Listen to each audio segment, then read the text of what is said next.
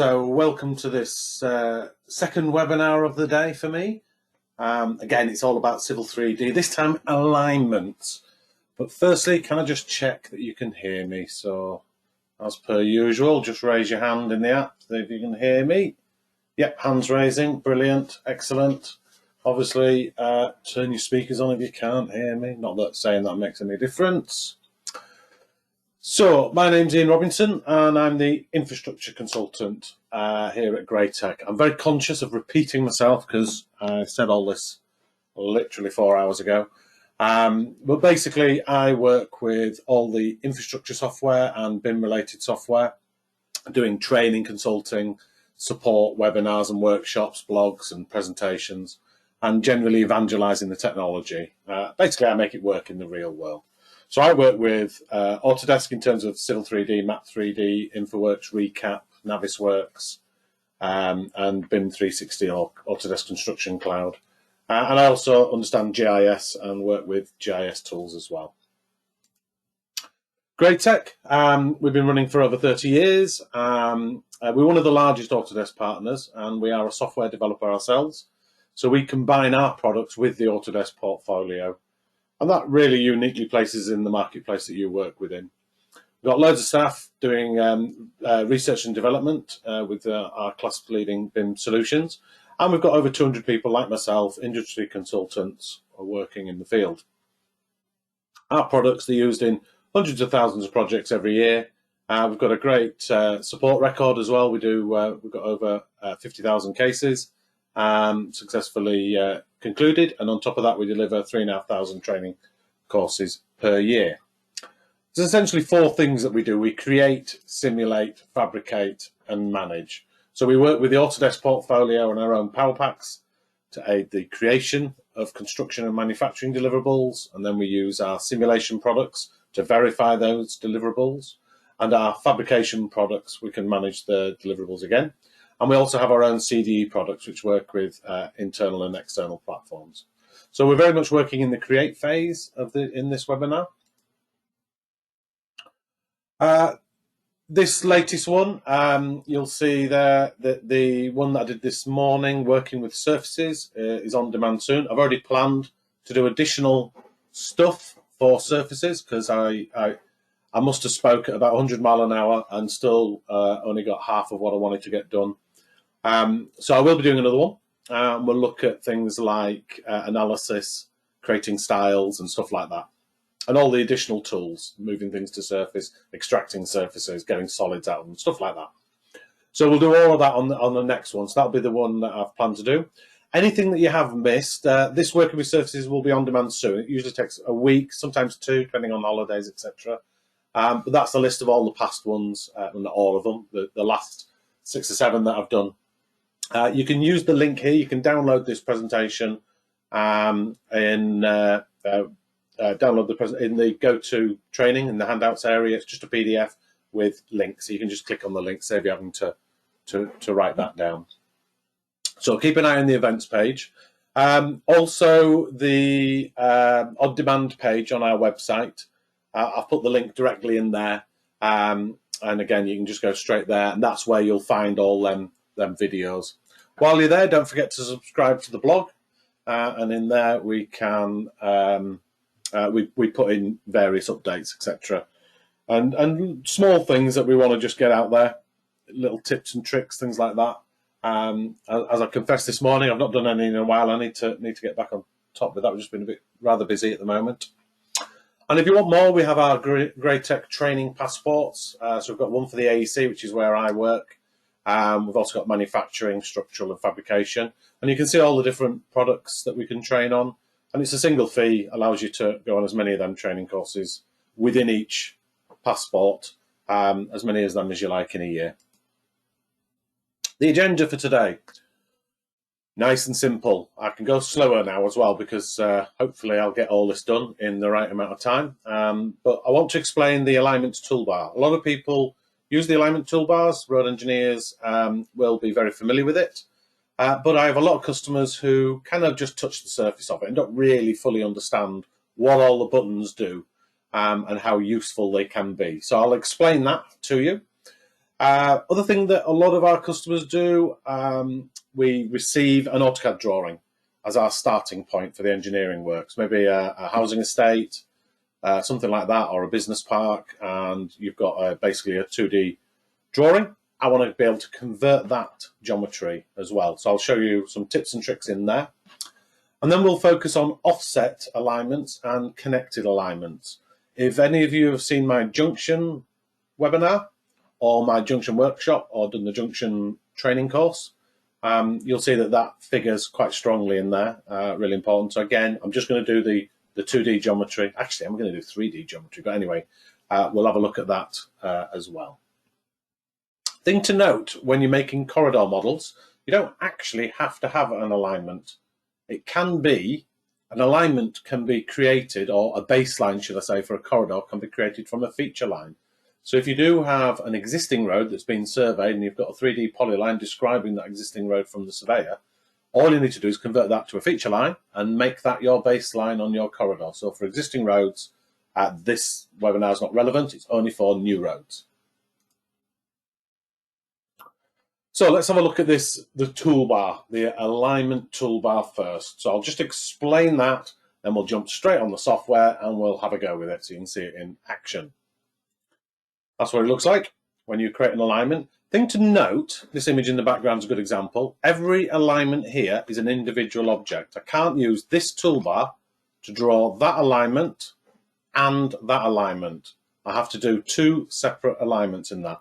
Every alignment has to be an individual object. So that's an important factor there. So let's just go through these buttons here. They are really easy. So the first section, I call that my sketchy stuff.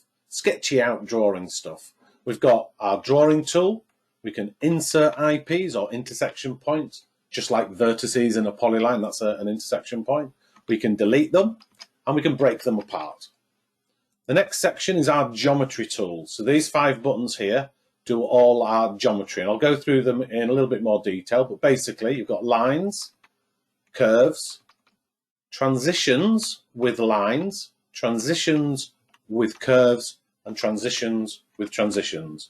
If you have installed the American English version of Civil, then last 3 buttons are called spirals. So the Americans call a transition geometry a spiral. So if you're not doing super elevated roads with transition geometry, you'll never use them buttons.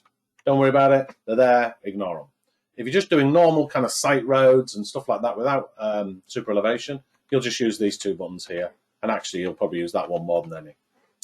The next section here is our convert and reverse tool. So that will convert an AutoCAD element within our alignment, and that will reverse the alignment. Sorry, no, that will reverse a sub-element. You have to draw alignments in order of chainage. And again, if you've got American English, the word chainage is transposed to station. A little bit confusing for surveyors. But if your software says station, don't worry. That's just the American English. Functionally, it's exactly the same, but we call it a chainage. So yeah, if I draw a polyline from left to right, and then I convert that to an AutoCAD, and I draw, convert that to an alignment, and I draw a polyline from right to left, and make that into part of that alignment. One of them geometry straights is facing the wrong way, and you'll know it's wrong because it'll have no labels on it. If ever your alignment has no labels on it, or partially has no labels on it, that's where your problem lies, okay? And again, we'll try and have a look at that so you can understand that. So we have a tool there that allows us to reverse a sub-element. Next, delete sub-element. So obviously if I select the whole alignment and hit delete on my keyboard, the whole lot's going to go. It's going to disappear out the tool space as well as out of the model. Whereas if I just want to delete that curve, I can use the delete button there and it will delete that curve. And the next section is your tables, basically, your grid view. And again, we'll have a look at that in more detail. Taking that a little bit further, if we just have a look at the sketchy out stuff, the first button there, it'll draw straights without curves or straights with curves, and you can set the curve value here. Note, if you're using American English, it transposes the word straight to the word tangent. Don't ask me why. They just like it that way. We keep ours just simple, straights and curves. More often than not, I will draw, if I'm kind of doing new design, I'll just draw it with straights first and put the curves in afterwards. So I'll use that tool there, straight, and then I'll go in and put some curves in there afterwards. But you can get it to automatically put the curves in.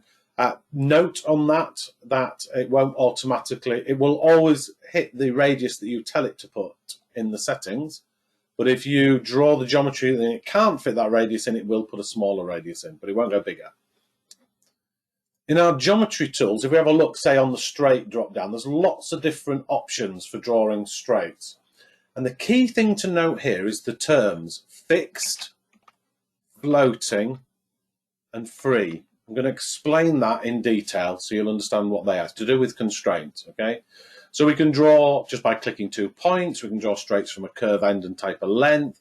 We can even do a thing called a best fit. We can do a floating straight, again, from a curve. Whenever it says through point, it just means by clicking on the screen. Through this point here, click.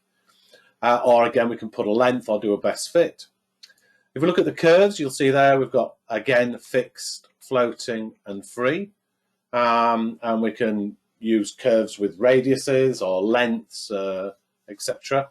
I'll explain, as I say, I'll go back to the fixed, floating, free in a minute. And then on the transitions, this one here is transitions on straights. So you can't have fixed because it has to be attached to a straight. So it will always be what we call a floating, okay? Put simply, let's go back to there. Fixed objects have no constraints on them. Floating objects have one constraint on it. It can be either at the beginning or at the end, in this case a curve, but it could be a straight. And a free object has 2 constraints on it, one at the beginning and one at the end. So no constraints, 1 constraint, 2 constraints. As I say, I'll go into that in a little bit more detail as well. So there's your straights with transitions. There's your curves with transitions. And again, you can do floating and free in here. And then the last one is transitions with transitions. So if you imagine going from a super elevated road to the right, immediately into a curve left, so a compound curve, and that's super elevated as well. So you're going to have a compound transition that you need to do, or a reverse transition. Okay, so that's your geometry tools. Now let me explain the fixed, floating, free thing a little bit better. So we're going to draw an alignment. So if I draw straight and there's nothing to attach it to, it's just a fixed element. So I decided that point there, and I decided that point there. That's a fixed element. If I put a curve on the end of this, what I want to happen at this point here, where it goes from straight to curve, I want it to be tangential. I don't want to break that. It needs to be a proper fillet that is 100% tangential. So to do that, AutoCAD Civil 3D puts a constraint on there, and it means that that is floating. Okay, so I've placed that point, but that point there will float up and down this line to maintain tangency when I move things. I could, of course, have the curve fixed and the line floating with the constraint on the end of the line. It's the same thing, okay? Floating can be, as I say, either at the beginning or at the end. It makes no difference. It can be either one or the other. That's called a floating. Now, a free object would have these 2 constraints on there. Now, I know linguistically it sounds a little bit confusing, doesn't it? The term fixed means it has no constraints, and the word constraint has some link to fix. And the word free means it's fully constrained. And again, it seems counterintuitive. What you've got to think about it as, if I had a free curve in there, for example, that curve is free to adjust its geometry to maintain tangency. So if I move the straight down here, it's lengthened the curve, it's been free to adjust its geometry to maintain that tangency. And that's what we actually want to happen, isn't it? We don't want these to be non-tangential. So that's your terminology. That's the key thing that we need to consider. Okay, And there we are. I've made the curve even bigger, and it's free to make itself even bigger. Forgot about that last click. Okay, right, let's go and have a look at that. Let's just create one. So first things first, always check in your tool space where it's going to land. So it's going to land in here. And if I expand that, you'll see I've got center alignments, offset alignments, corner radius, rail alignments, and miscellaneous alignments. These have two purposes. Purpose number one, organizational. I can stick all my center alignments in one place, nice and easy. All my offsets in another place, so it makes it a little bit easier to find. But there is also a technical reason why we have a difference on rail. So all of these road ones, these are standard road ones, and it's to do with super elevation. So if you imagine a super elevated road, if you saw that one that was on this morning, you're lifting one of the lanes and super elevating the road. If you imagine the geometry that you're creating to create that transition geometry for the curve, I'm going around a right-hand bend, and the curve itself is lifting as it's traveling around the bend. So the geometry itself is going up, it's rotating on its axes, and it's going around a 2D direction. And if you've got a vertical curve on there, it's also going vertically as well. So if you picture that, that creates like a corkscrew effect. So you can imagine the alignment going around in a corkscrew. And in fact, that's one of the reasons why the Americans call it a spiral, because it is a kind of spiral geometry. Rail, however, is different. We have cant. So imagine going around a corner on rail. You've got two rails that are parallel. And if you went around a right-hand bend, what you do is you twist the rail, the inside rail, and the outside rail you twist and lift. Okay, so the actual geometry it creates is different to that of a road. So what I'm saying here is it matters technically if you're doing rail to put it in the rail one. If you don't put it in the rail one, you won't get cant working. Or if you put a road one in the rail bucket, you won't get super elevation. If you're not doing any of them, then it's just organizational. It doesn't really matter. So it's going to land in, I'm going to draw from the center line. It's important that you do draw from the center line, because if I look at here, this road here, for example, that's going around a bend, if I do it from the edge of the road, so imagine I'm doing the offset around the edge here, that line there is longer than this line here. And on the inside of the curve, that line there is shorter than this line here. Imagine doing your 400 meters around a track and not being staggered. Obviously, the inside lane has an advantage because it's shorter. So we only ever report the geometry in the most convenient place. So technically, you can create an alignment from the side of the road, and if it doesn't matter, it doesn't matter. But if I'm reporting the chainage along a road, ideally the center line is the one that gives me the consistent chainage. So that's why we normally work off the center line. There's no massive reason to do that other than that. So let's have a look at doing an alignment. So if I go straight to my alignment tools, there's a few options in here. Top tip, whenever you see the word tools in Civil 3D, so alignment tools, profile tools, grading tools, point tools, it's going to open up a toolbar with all the tools you need to do your job. Okay, so that's what that will do. We can do a best fit alignment. A best fit alignment is useful when you've not been given the left and right channel and you want to try and find the middle. So you've got a load of points that describe the left channel and the right channel, or a load of AutoCAD lines, and they haven't given you the middle. A best fit, you can say these are on the left, these are on the right, and it'll draw down the middle. Alignment from objects, we'll have a look at that. That's converting AutoCAD stuff. So we'll have a quick look at that. And then we can get alignments out of other things. So alignment from a corridor, for example, you'll see me doing that when I do tying into an existing road, when I do a junction. I can get it out of pipe networks or pressure networks, and we can actually get alignments out of alignment. I know it sounds weird. And then there are these other ones, offsets and connected. I'll be looking at them, okay? Oh, I'll try and fit a widening in. I didn't put that in the agenda, did I? Should have done that. Yeah, okay, I'll see how I get on. So we're just going to go straight with the toolbar, and let's have a look at that and run through it. So first things first, we will give this our name, and I'm just going to call this simply, I think I've already got a road 1, road 2. Oh, it's new road. I'll just call this one road 4. This is the bucket you put it in. You tell it which bucket to put it in. As I say, if it's a road, you can't put it in rail. I can put it anywhere else I want, though. And obviously for organisational purposes, I'll put in the centre line. Don't forget descriptions, guys. When you're making your stuff in here, think about metadata. Any additional information that is useful to the reader or that you want to use as labels later on, put it in the description. If it's a temporary road, maybe you're going to put some dates in there. Maybe you're going to put who the contractor is or whatever. You know, it can be useful. We usually start at chainage 0. That's not always the case. If I'm doing a roundabout, I will be specified chainages as I go around the roundabout. If I'm working on, say, Smart Motorway M6, there will be a master string, and that will have the chainage. And then the junction that I'm maybe working on, I'll be given a start and end chainage. And I can type that in here. You can change the chainage at any time, but remember, everything hangs off that chainage. So even if I change the chainage, if I change the chainage later on, and I've got nothing else on there, no profiles or nothing, no corridors, nothing bad will happen. But if I had a corridor with a junction at chainage 50, and then I go and change that number there, the junction's going to move. It's going to be in the wrong place. So it will have consequences changing that later, but you can do it.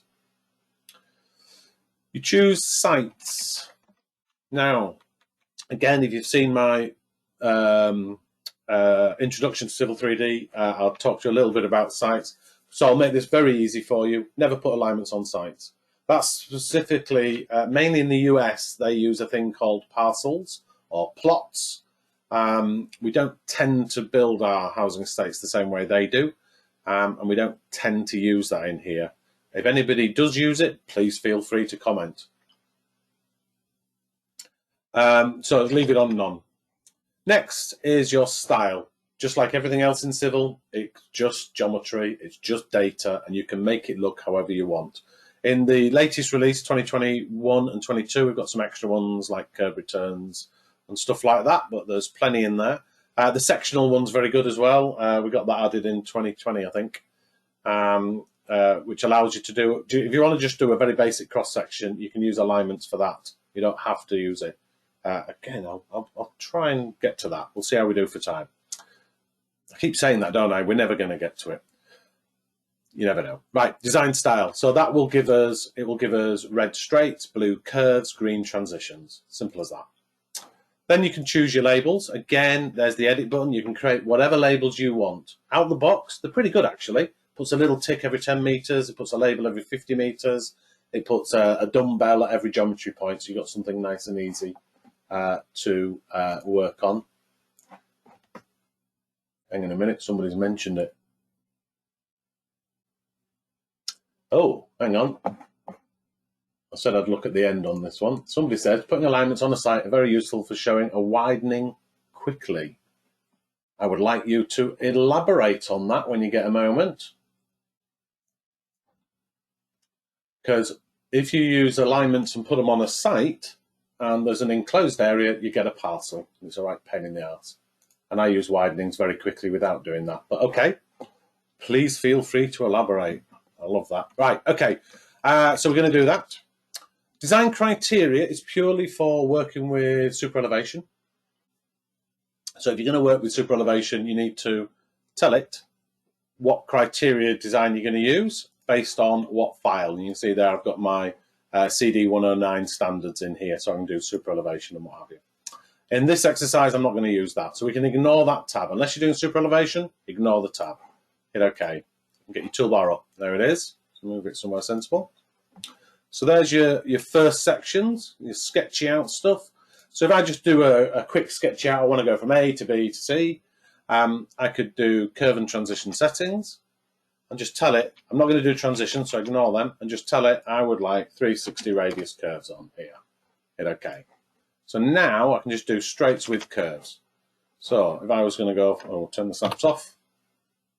And from here, it'll put a straight in. You can just type in a distance, 50. There's 50, and then it will put a curve on there. And you'll see that that curve is tangential. It's basically putting a free curve in there so that if the curve gets bigger, that straight will get smaller. You see that? Put another one in. Now, watch what happens when I go too big. The geometry is going to get too big. It will snap to a smaller curve, like so. Note there's no labels on it. When you've not got labels, just hit enter and the labels will appear. If you don't see labels, you're doing something wrong, so check your command line. So the big question here is, what the hell is that radius? Because it's snapped to a smaller radius. Well, we can use our grid view for that. There it is. So this gives us all our data, and we can see the first curve here. By the way, it highlights when you select in here. So if I pick the line, it'll highlight the line, highlight the curve. That's 360, and that one there is 68. The good news is I can just type in here whatever value I want, and it will update this here. So if I say I'd like 150, 150, and it'll update it. Maintaining tangency, so it's lengthening or shortening that straight. If I go too big, if I try 255, I'll just get no, can't solve that, because 255, it would actually remove that and break into there, okay? So let's just go 95. And there's our curve radius. So you can see down here in the tangency constraint, it did a fixed straight here, and then it did constrained on both sides, which is free. So it put a free curve in there. That means if I move any of the geometry, you'll see, if I move this, that the curve is free to do what the hell it likes, as long as it maintains that tangency. If I keep moving it too far, it'll just disappear because it can't resolve there. But it will maintain the tangency at all times, like so. Rather simple. To be fair though, if I was to create another one, this is how I would make most of my roads. Alignment creation tools. Let's go road 5.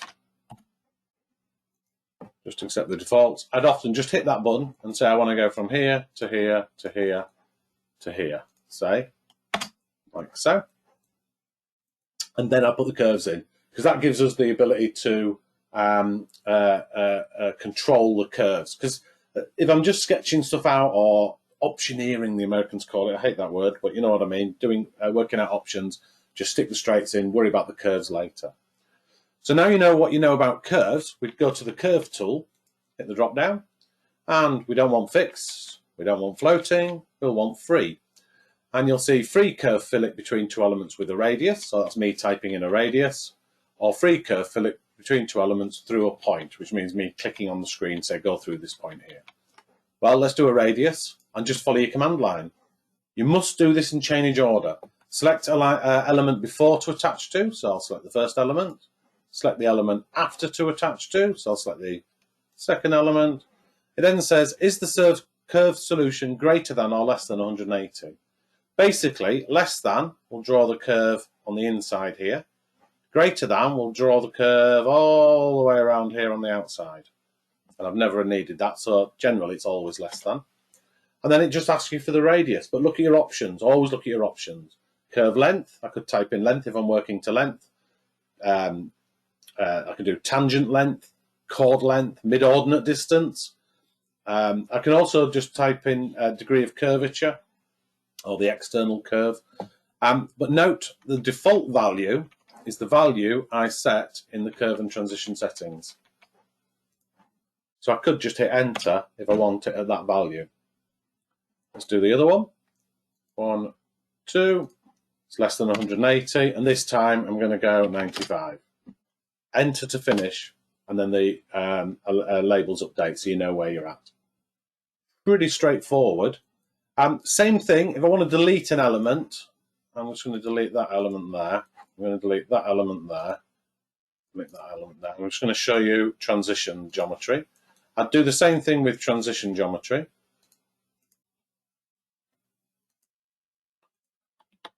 I would do the straights and then I'd put the curve in. So if I'm doing super elevated road, I would use the transition tools. So I can do a free transition, curve transition between two elements.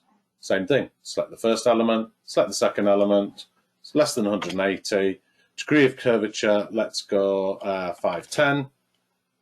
And then it asks for the transition length, so 43 and 43.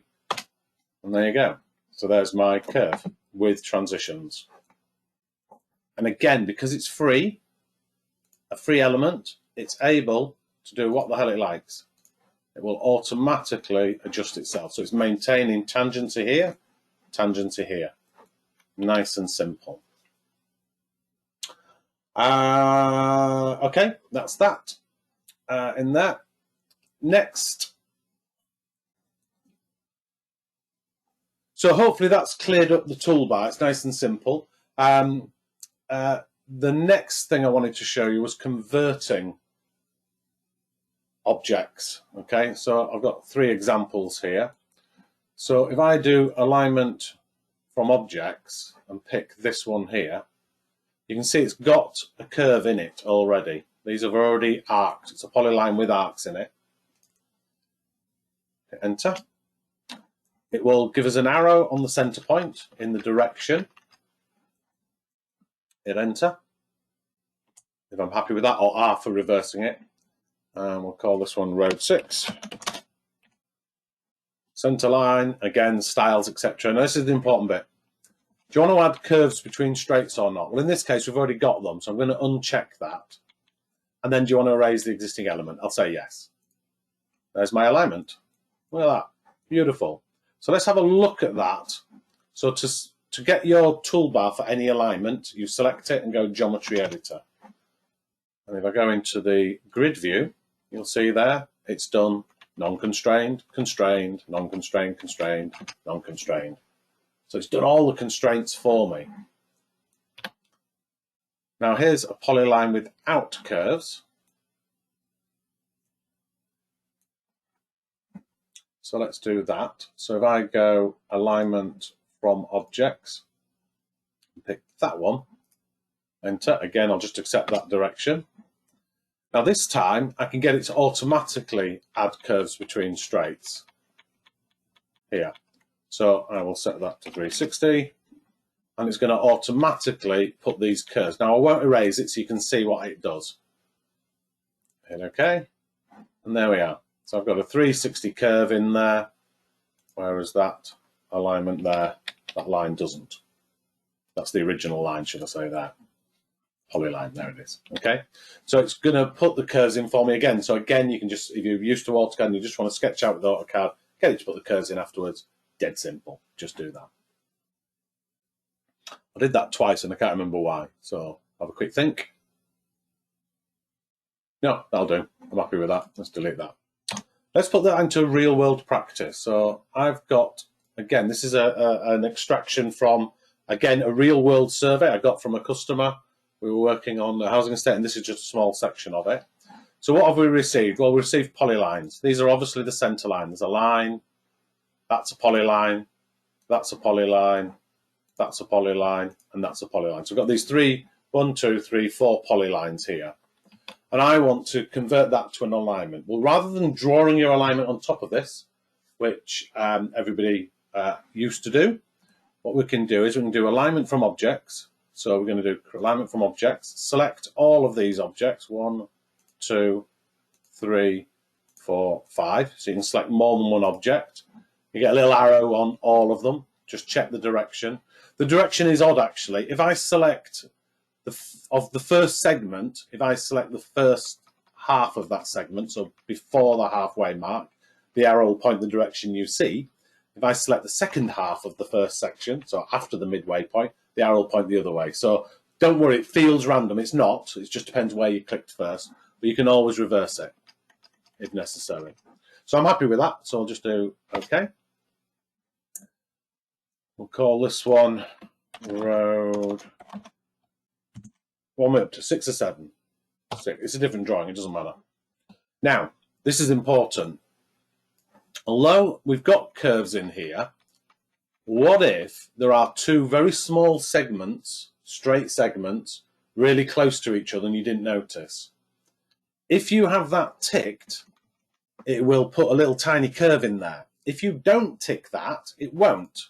The good news is, if there are 2 lumps of geometry that are non-tangential, I will get a warning sign. If I put tiny little curves in there, I won't. So always untick that. I won't erase the existing so you can see the difference between the 2. And there we are. There's our warning signs. Okay, so what is this telling me? Just hover the warning sign and it'll say that my tangency has been violated. Ooh, misses. Same on that one and another one down there. So let's see what the problem is. If I select my alignment, and go to the geometry editor, we can then open up the grid view. So we can see also in the grid view, it's telling us what the problem is. Now, when you convert geometry and you don't get the software to automatically add the curves, which we didn't, we unticked add curves automatically, it puts every single element in as a fixed element. So you can see my line is not constrained, my curve is not constrained. So this is really good because all I have to do to fix that problem is change that to fully constrained. What will it do? It'll adjust the geometry to make sure it fits them constraints. So if I just say change that from fixed to free, you should see the length of it. If you watch closely, the length should adjust. Not by much, I suspect. There.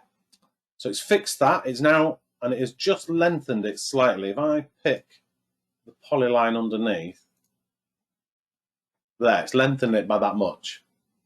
That's where the curve ended there. I'll do the same on the other one of the curve, change that to free, and that will get rid of that symbol on that one as well.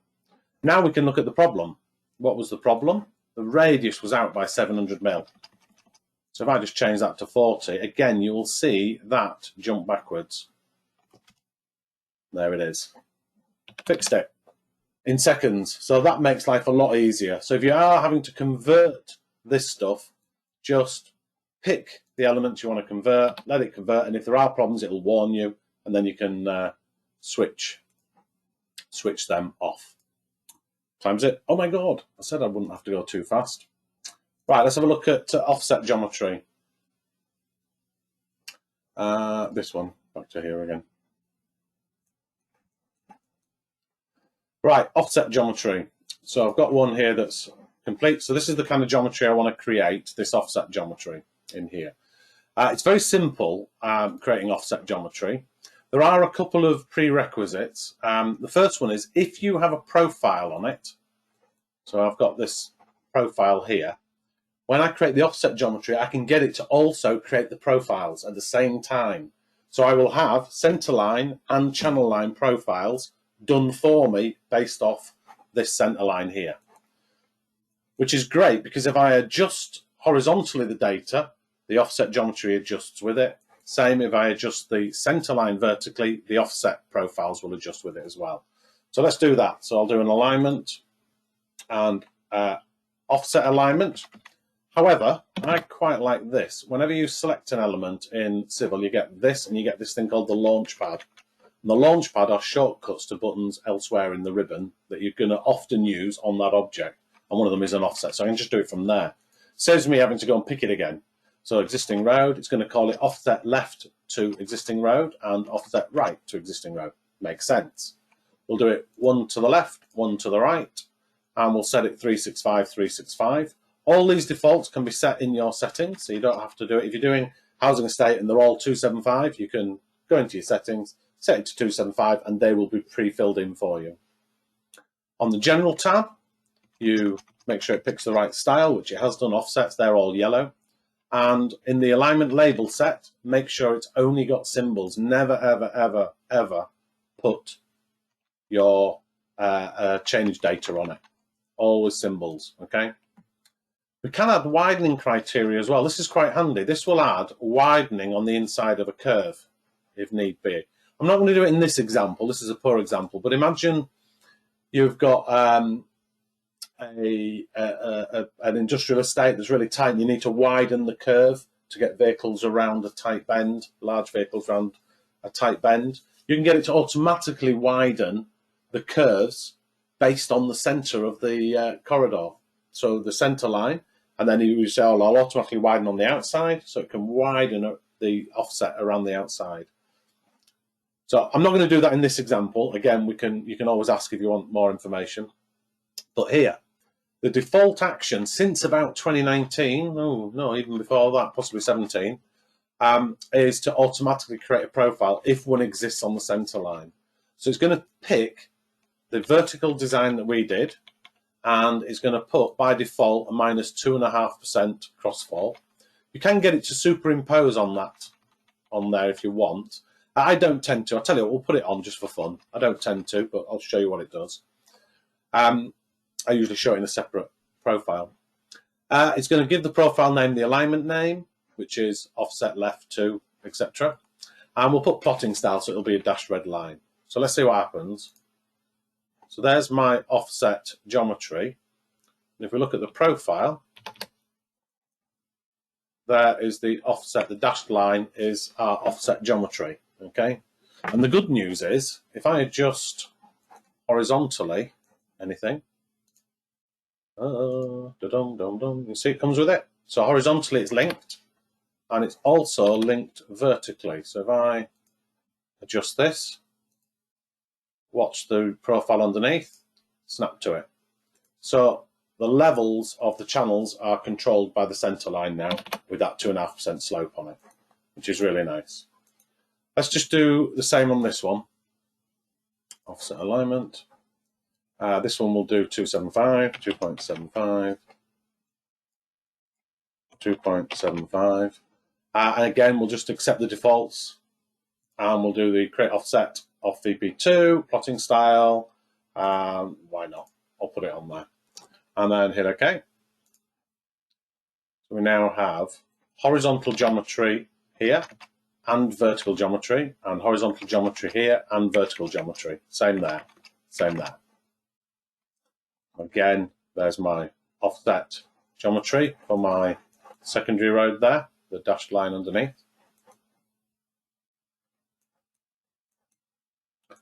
Okay, so that's that. So now I want to put a fillet in here. Now, interestingly enough, in 2022, this has been updated. So I'll show you where it's been updated. If you've been using connected alignments up to now, they've only been able to do a straight fillet. And same with the junction. You were originally only able to do straight fillets between two alignments. Now you can do 3-centered arcs and stuff like that, and reverse curves and all that sort of stuff. So it's quite clever. So if I want to put a curb return fillet in here, it's dead simple. Pick an alignment, the alignment you want the curb return fillet to start at. And in your launch pad, you'll see connected alignment. Pick the one you want to connect it to. I'm just following the command line here.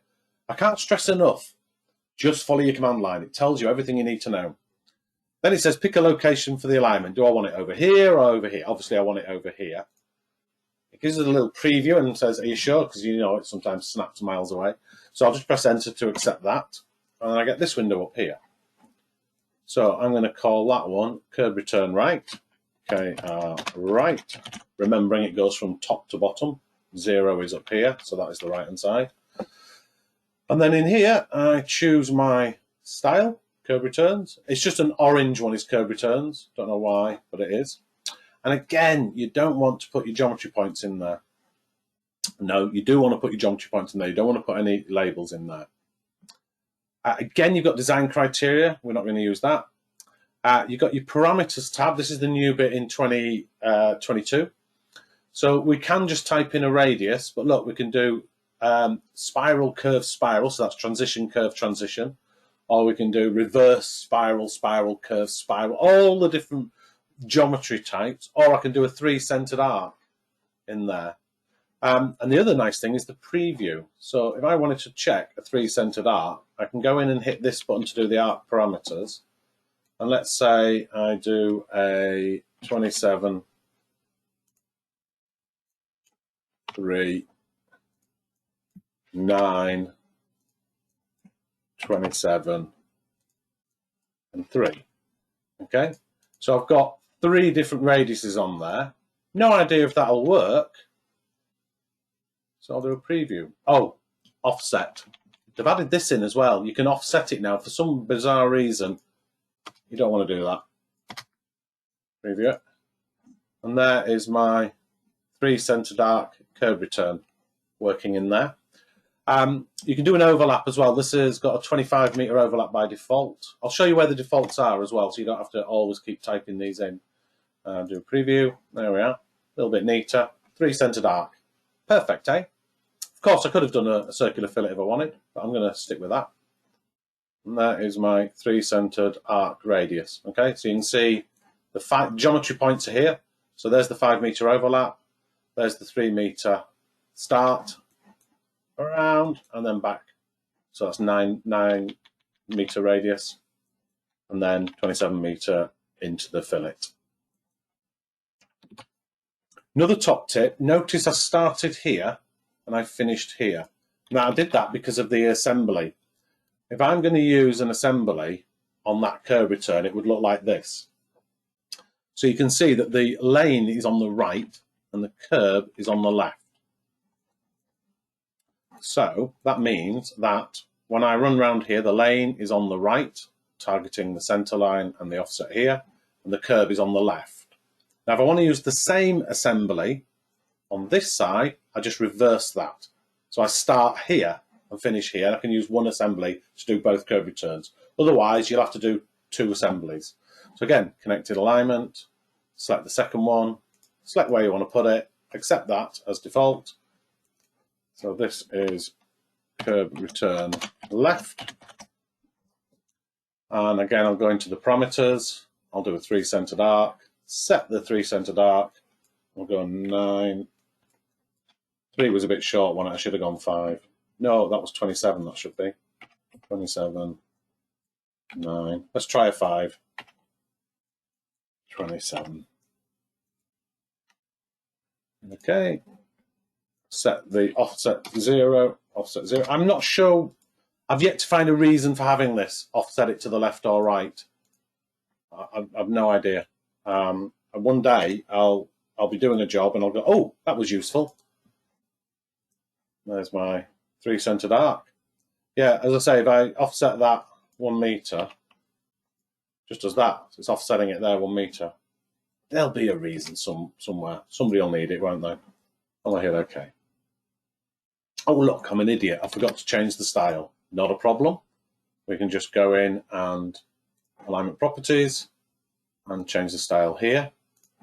And the other thing I forgot to do is get rid of the labels. So it's got chainage values on it. So I'll just delete them. And that is how you do connected alignments. Now, if you're doing a housing estate, let's say you've got 10 junctions to do in a housing estate, you're going to probably want to use the junction wizard. But if you're going to do them manually, I'll just do the alignments, doing the 2D geometry. You'll want to go into the settings and just set it all up, won't you? You don't want to change all of them, all them settings at the same time. Same with widening. If I wanted to add a widening onto here, so let's say I was going to add a widening on here, okay?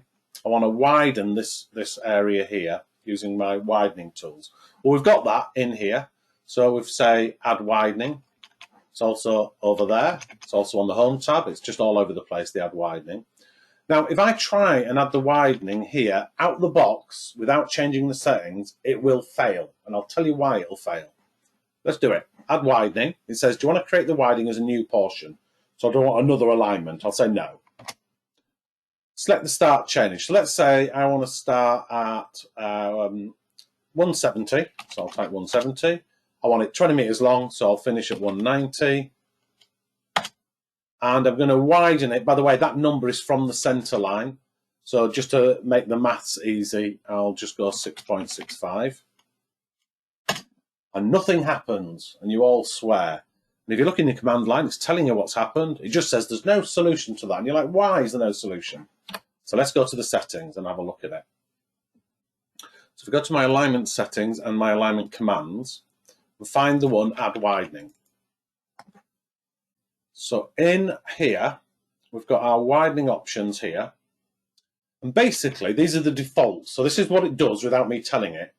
It tries to put a curve and then a reverse curve in with a ratio of 1:5 and a radius of 20 meters. And the offset of that means that it needs 50 meters to put the transition from the widening back to the existing. And I didn't have 50 meters. It went off the end of the alignment. So what I need to do is, in my settings, is just set that something sensible and small. So as long as I start after chainage 10 and finish at least 10 meters before the end of the alignment, it will work. The widening offset, let's go 6.65. And the segment length, I'm all right with 20 meters as a default. Once we've created the alignment, we can then do what we want with it. We can adjust it, can't we? So that's where these settings are in here. Similar, like we were saying there, if I have a look at create offset alignment in here, and if we have a look at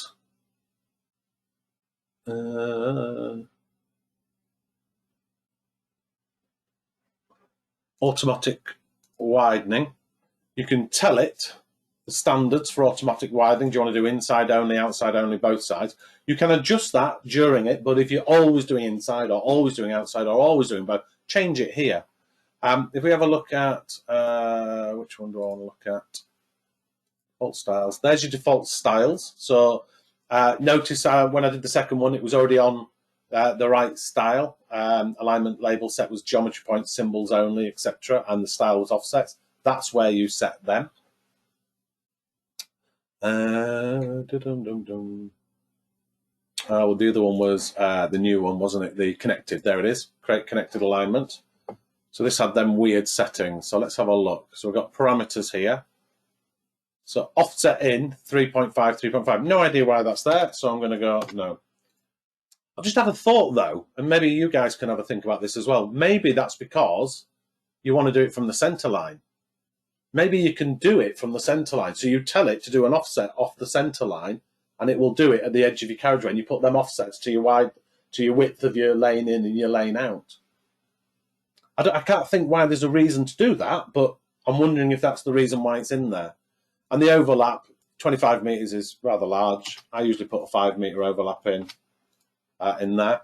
So now whenever I do that, it'll automatically sort that. Similarly, it'll do this curve stuff in here. And actually, I would probably have circular fillet as my standard and my radius to be, I don't know, 6 as standard. All right, the rest you can ignore because if you're using circular clothwise, it doesn't matter. So now if I ever do a connected alignment, okay, let's repeat that exercise. Have I got another one I can do it on? No.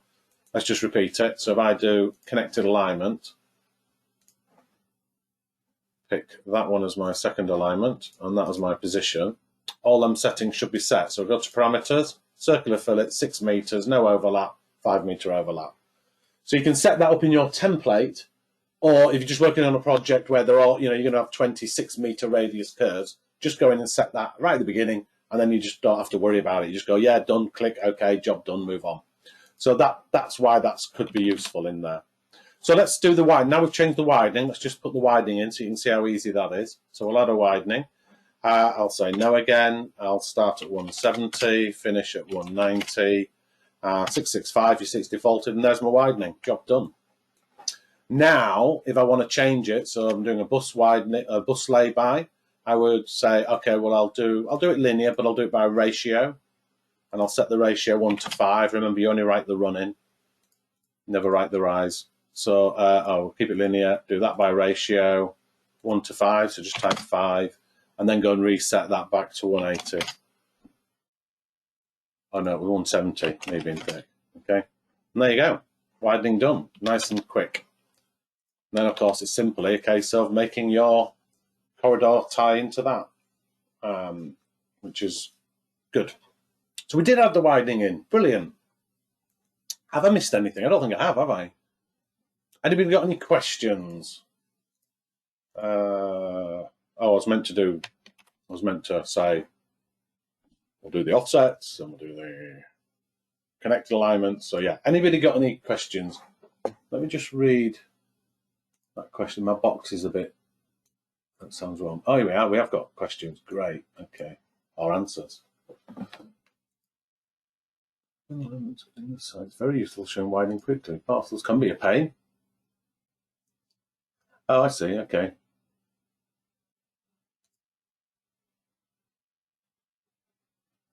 Okay, yeah, with your alignment. So basically what happens with alignments is if you have them on a site, when you have an enclosed area, so it might be 2 alignments that enclose each other, so there's like a little box in the middle of a housing estate, say, it creates a parcel, and you can't delete the parcel. What you can do is you can change the parcel to a style so it's not visible. So even though it's in the drawing, who cares? Nobody can see it. So you can just do that, make sure it's not visible. And then the other thing you can do to get rid of the parcel is you can just get the alignments off a site. I just want to show you what I mean by it, if I can.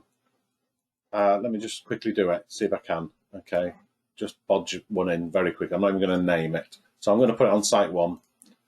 And I'll just draw an alignment like so. I want to see what happens in 2022 as well. Okay, and we'll put this one also on site 1. Okay, and if I draw that one there, that's what you get, this thing here. Okay, and it's called a parcel plot in the British English version. There it is. And you never could delete it. What you could do is change it to a style no display. So it's there, it exists, but we don't care, okay? But that's what it does when you have these alignments on a parcel, which is great for the US market, the way they make their stuff. They do rights of way and stuff like that. We don't tend to do that in here. But to fix it, what you can do, rather than doing anything, is just go to your alignment and move to site, change it back to site none, and that gets rid of the parcel. You only have to do one of them as well, but I'd recommend doing the other, just in case. Move to site none, and that'll get rid of this parcel thing.